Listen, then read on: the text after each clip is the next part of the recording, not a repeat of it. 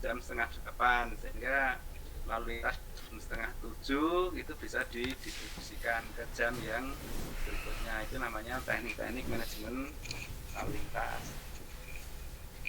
Atau teknik yang ekstrim, misalnya seperti di Jakarta itu sebenarnya perlu itu pembatasan usia kendaraan misalnya gitu, yang diatur kendaraannya. Itu yang di tempat kita ya, di tempat kita maksudnya di negara kita itu policy itu yang susah untuk dilaksanakan, karena di tempat kita nggak ada tindak atau apa ya, sanksi terhadap kendaraan yang biasanya tahunnya sudah di luar peraturan, itu nggak ada. Angkutan-angkutan umum yang sudah umurnya lama dan mobil-mobil pribadi yang umurnya lama turun di jalan ya nggak masalah. Itu di tempat kita. Kalau di negara lain bisa jadi nggak seperti itu. Itu contoh-contoh treatment pada sisi sway dan sisi kiriman. Atau kriteria yang lain atau klasifikasi lain manajemen lalu lintas, yaitu satu itu pengubahan sistem jalan secara fisik tadi yang diatur adalah sebelumnya itu, kemudian pengaturan arus lalu lintas yaitu demandnya tadi itu, kemudian juga pemberlakuan sistem informasi lalu lintas yang baik gitu. Kemudian pemberitahuan sistem informasi itu misalnya di beberapa titik diberikan kayak videotron atau dashboard, berikan informasi kalau simpang sana macet, simpang sana slow gitu, longgar gitu. Atau juga di upload di web itu, sehingga para pelaku lalu lintas itu banyak pilihan untuk menentukan rutenya gitu. Kemudian juga penetapan tarif untuk pelaksanaan lalu lintas, misalnya kayak tol gitu, atau di Jakarta penerapan IRP, pajak jalan elektronik, road pricing. Itu salah satu, itu juga teknik-teknik dalam hal manajemen lalu lintas. Juga yang lain misalnya pelarangan parkir di jalan pada jam puncak, on street, pengaturan on street, kemudian parkir khusus dalam jangka pendek gitu, nggak lama-lama, atau jalan dibuat satu arah gitu. Kemudian penggunaan kapasitas sisa pada lajur arah yang berlawanan atau reversible lane itu. Kalau misalnya sama yang satu sisi, yang satu arah padat, yang arah tidak padat, ya sisa kapasitas yang berlainan arah digunakan. Itu namanya optimasi seperti itu.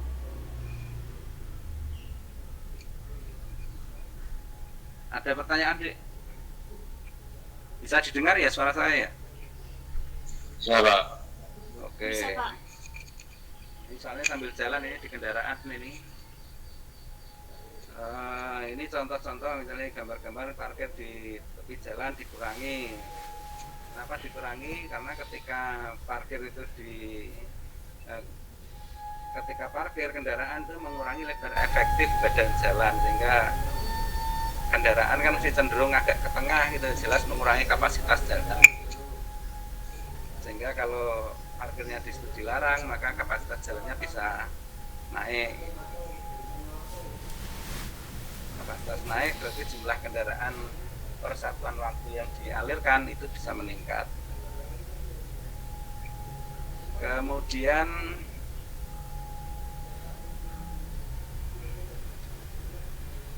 misalnya diberlakukan jalan cara seperti itu juga untuk meningkatkan kapasitas jalan.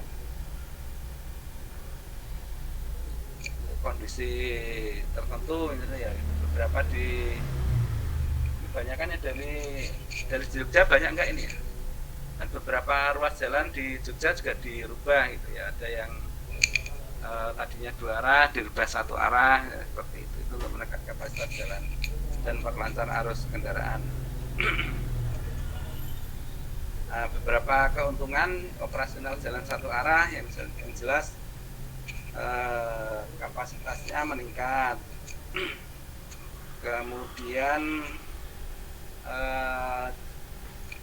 tidak ada sisa lajur gitu ya, jadi bisa dimanfaatkan semua gitu. Kemudian kendaraan yang melambat pun bisa dikendalikan. Kemudian juga kalau misalnya turning movement at intersection itu tidak terlalu menyebabkan delay ya, ada pengurangan penurunan laju kecepatan juga ada, tapi tidak begitu berpengaruh pada delay secara keseluruhan.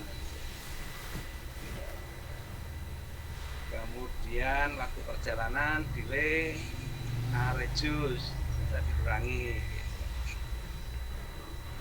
Nah, kira-kira kalau digambarkan di titik-titik konfliknya seperti ini, kalau misalnya saya simpan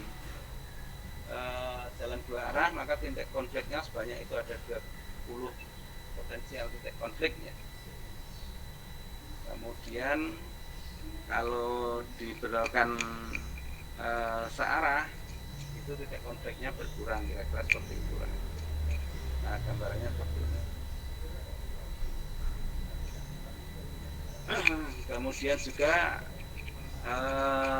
yang lain, the transport operation is more reliable, jadi konsistensi waktu, konsistensi perjalanan dari angkutan umum itu bisa terjaga kalau jalan searah, karena tidak ada hambatan yang berlawanan kan, seperti itu.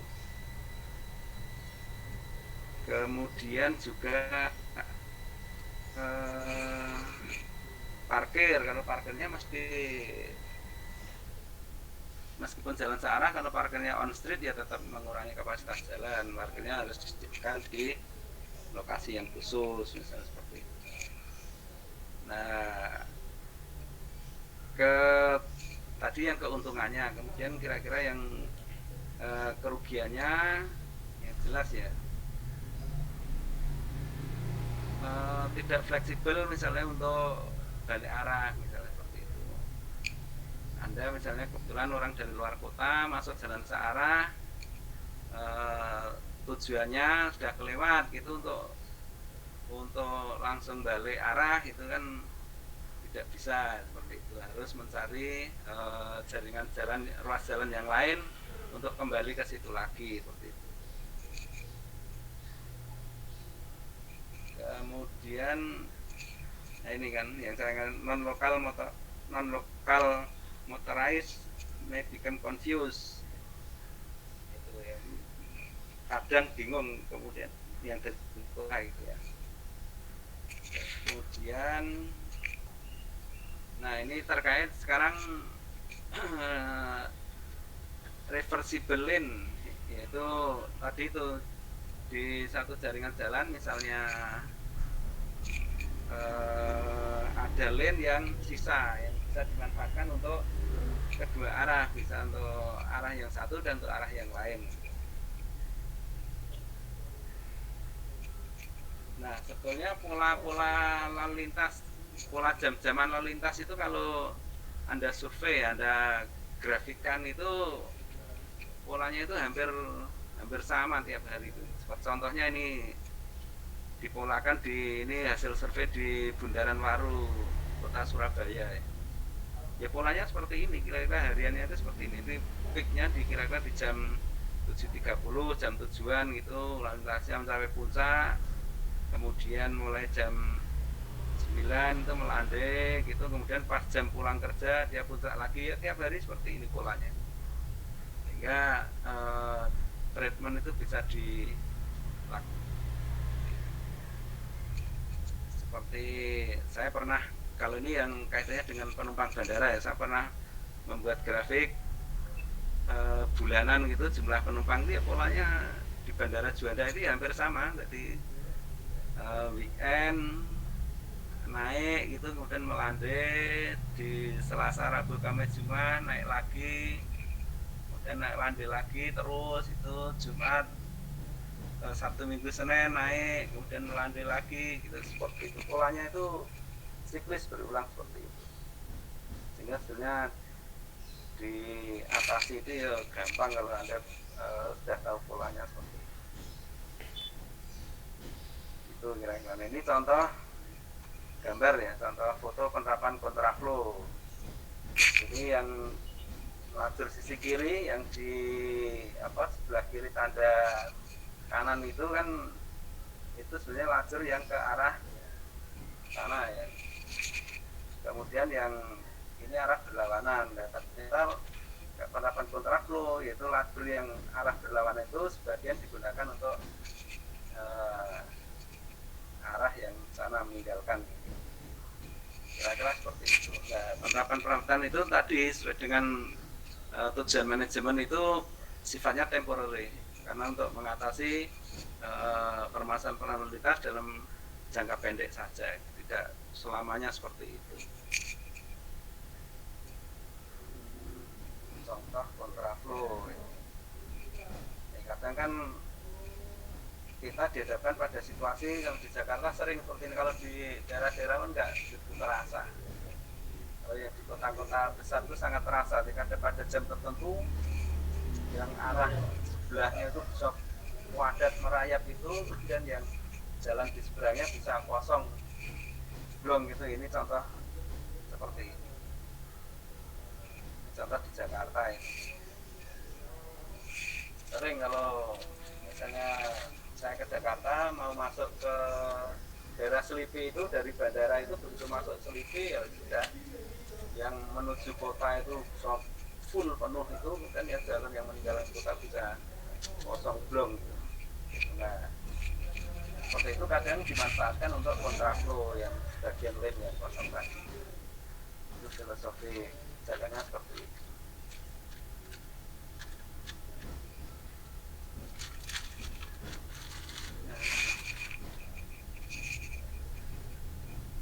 Ini sama ya tadi itu yang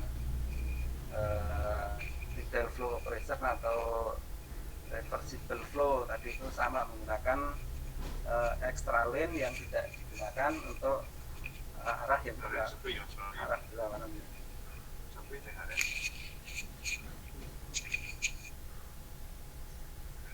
Nah, kerugiannya ya harus melakukan treatment itu misalnya geser-geser pembatas gitu, ya, perlu orang ya kan, ada tambahan biaya operasional untuk mengoperasikan seperti itu saja sih sebenarnya. Tapi kalau dibandingkan biaya yang keluarkan dengan dampak yang ditimbulkan, nah itu baru kita bisa menilai manfaatnya efektif atau tidak.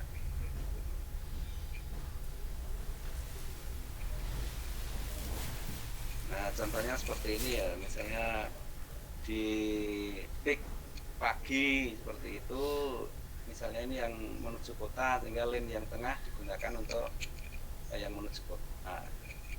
Kalau misalnya sore keluar dari kota, ini lane-nya terbanyak.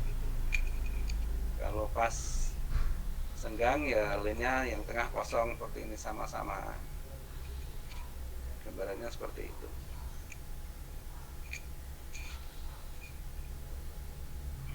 Ya, kontraflow itu meningkatkan kapasitas yang jelas tadi. Ini beberapa contoh pembatasan pergerakan ya, pergerakan lalu lintas itu. Ini ada pulau-pulau lalu lintas seperti itu untuk mengurangi kecepatan gitu. Sehingga misalnya mau belok kiri dari arah atas ya, dari arah atas laptop saya yang gambar sebelah kanan itu sebenarnya kan bisa belokkan kiri, tapi ya harus diputarkan melalui pulau lalu lintas baru belok gitu. Kemudian juga ada busway gitu. Salah satu manajemen lalu lintas juga di yang banyak kita lihat di Jakarta ya, misalnya ada lajur khusus busway gitu, ada bus lane gitu ya. Kendaraan pribadi lewat situ ya kena tilang gitu, nggak boleh, karena itu memang lajur khusus untuk bis, sehingga bis tidak mengalami kemacetan gitu, angkutan umum maksudnya. Kalau di daerah-daerah masih agak jarang karena lalu lintasnya nggak sepadat di Jakarta.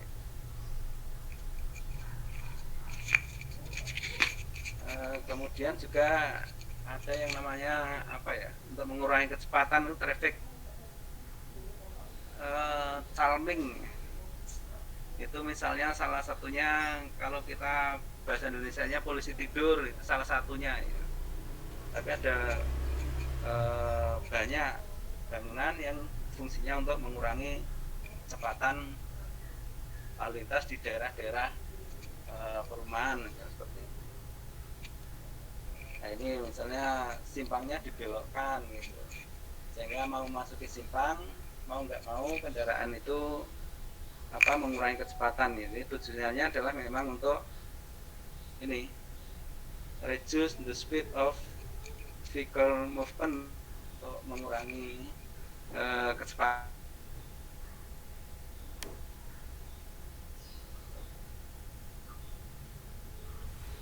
Nah, menimbulkan ini ya, rasa perbaiki rasa nyaman di jalan gitu, kalau terutama jalan-jalan di sekitar perumahan gitu. Kemudian juga meningkatkan estetik, nilai estetik di jalan-jalan di ya tempat pengurangan kecepatan itu. Kemudian juga mengurangi kriminalitas, reduce crime, karena orang mencuri kendaraan kan mesti buantar itu. Kalau ada fasilitas-fasilitas seperti itu tadi, misalnya simpangnya dibelokkan, ada pulaunya, ada gitu kan, nggak bisa. Kalau mau buantar ya nabrak.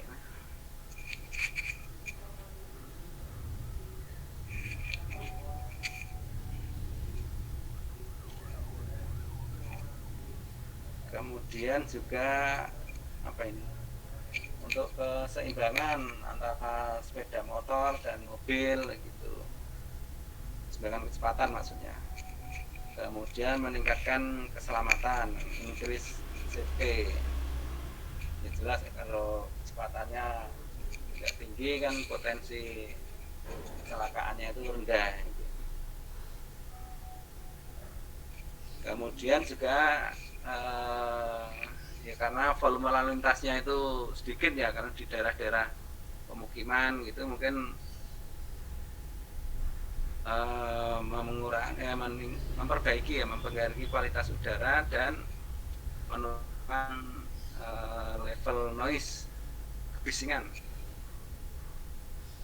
Kemudian juga sebetulnya decrease fuel consumption, menurunkan konsumsi bahan bakar. Tujuan-tujuannya seperti itu. Akomodasi kendaraan bermotor. Nah, kira-kira gambar-gambarannya seperti itu. Ini simpang, ada yang diblok seperti ini, dikasihkan pulau seperti ini. Kemudian ada yang di ruas jalan tapi dibelokkan seperti ini. Ya, ini untuk mengurangi kecepatan teknik biar arusnya itu kalem tadi.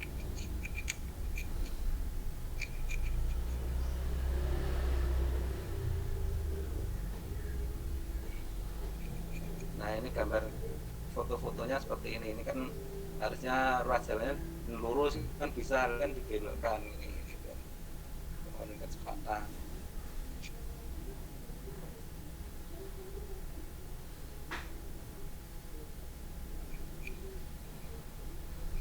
Di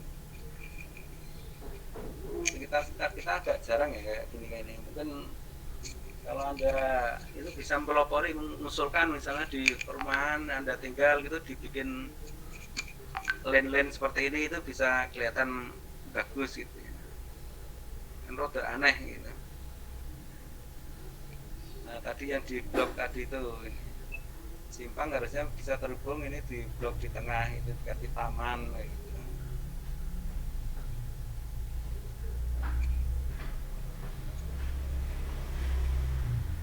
Mulut simpangnya dikurangi sebagian ini untuk taman gitu, sehingga akan terjadi penyempitan. Nah tempat yang terjadi penyempitan kan ada pengurangan kecepatan gitu.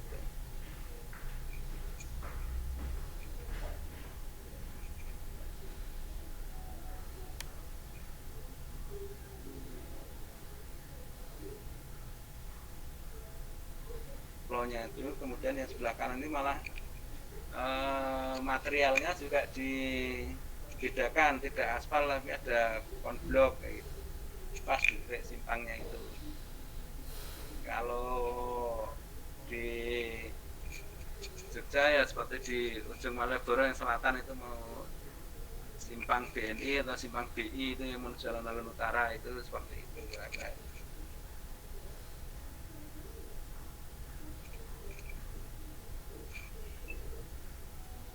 Kemudian dibikin kayak dinaikkan sedikit itu gundukan gitu.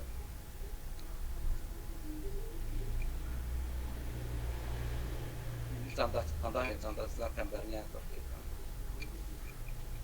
Nah itu tadi adalah yang rekayasa supply-nya, jadi rekayasa di fisik jalannya.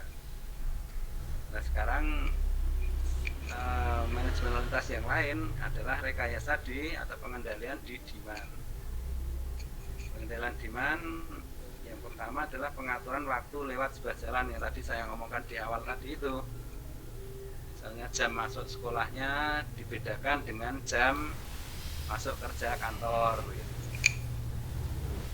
Jam pulangnya juga sama, sehingga pada jam pagi, jam puncak pagi sama jam puncak sore peaknya itu tidak terlalu tinggi, grafiknya tadi itu tidak sampai di tinggi banget, tidak sampai di atas gitu. Kemudian juga pengaturan rute angkutan barang dibedakan, rutenya tidak dicampur dengan rute penumpang. Kalau ini banyak dilakukan seperti ini, hampir semua daerah yang di kota juga mempunyai rute khusus angkutan barang. Misalnya jam-jam tertentu kendaraan angkutan barang tidak boleh masuk kota gitu.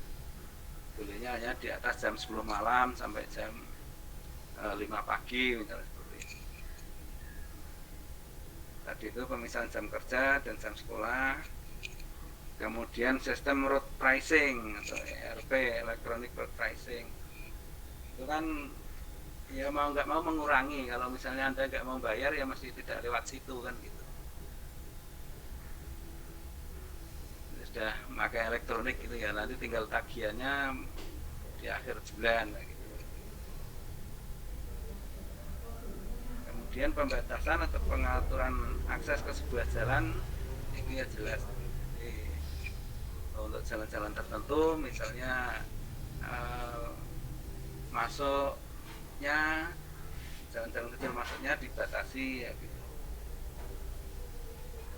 Kemudian juga ini pemberlakuan pajak progresif kendaraan ini juga secara teoritik seperti itu, tapi ya itu enggak berpengaruh banyak karena orang beli mobil punya kendaraan banyak ya mesti punya uang untuk bayar pajak kan gitu. Nah sebenarnya yang cukup efektif kalau diberlakukan itu yang ini pembatasan usia kendaraan, itu sebenarnya cukup efektif.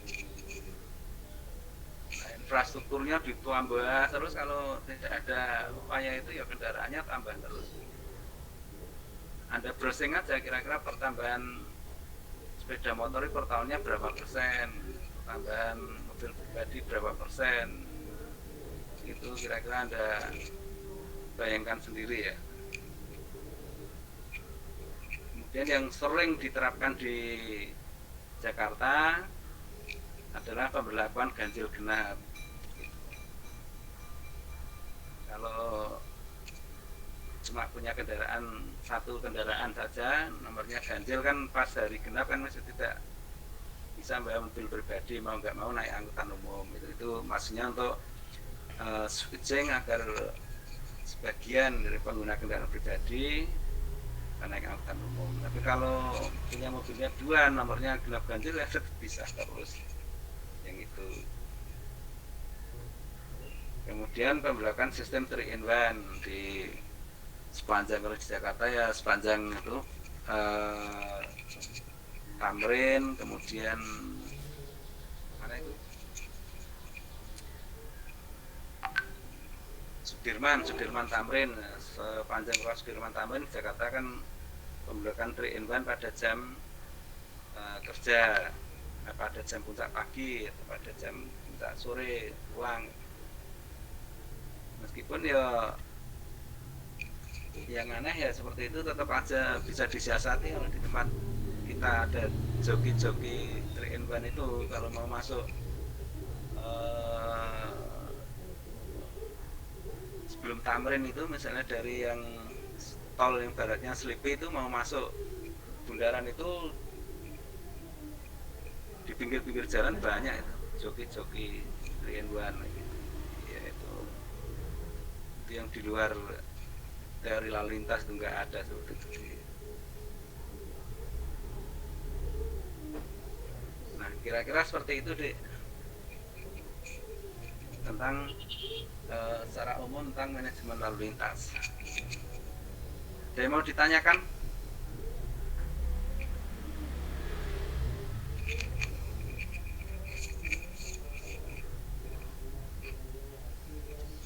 Halo, ini ada orangnya enggak ini? Ada. Oh, ada. Ini berarti saya kosong sekali ya kalau nggak salah ya di mata kuliah ini ya. Waktu hari Selasa 2 minggu yang lalu ya. Iya, Pak. Besok udah libur. Kalau nggak diganti ya nggak apa-apa ya, alhamdulillah bagi saya. Karena waktunya sudah mepet gitu.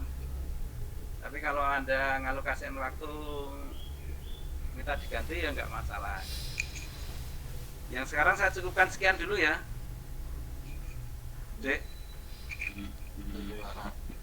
Ya, oke, ini perjalanan ke Kulon Progo, gedung FRC. Udah tahu kalau sekolah vokasi punya gedung FRC di Kulon Progo, tahu nggak, Dek? Udah, Pak. Oh sudah ya. Yang jawab sudah itu asalnya dari mana? Dari Jogja atau dari mana? Dari Semarang, Pak. Ya. Oh dari Semarang. Ya, lumayan dari Semarang udah tahu FRC. Sudah pernah ke sana? Belum pernah saya, Pak. Oh belum pernah, tapi tahu ya kalau Tahu sekolah aja, vokasi ya. punya, oh tahu lokasinya. Oke ya. Oke gitu ya, kalau nggak ada pertanyaan saya cukupkan sekian itu. Kalau mau ada kuliah tambahan ya jangan saya ngikut ya, nanti sampai ketemu di kuliah tambahan. Kalau tidak ada kuliah tambahan berarti ya sampai sekian, nanti sampai ketemu di ujian. Ujiannya close book ya, kan hitungannya gampang-gampang. Kemarin Pak kasih contoh yang gampang ya, paling nanti boleh open grafik ya gitu, monogram gitu. Gitu ya Dek ya. Baik, Pak. Ya oke, nanti besok lah nyempatkan upload materi-materinya. Besok kan libur ya. Semua materi tak upload kan. Oke, sampai ketemu saat ujian atau sampai ketemu di lain waktu. Makasih ya. Atas waktunya, Pak.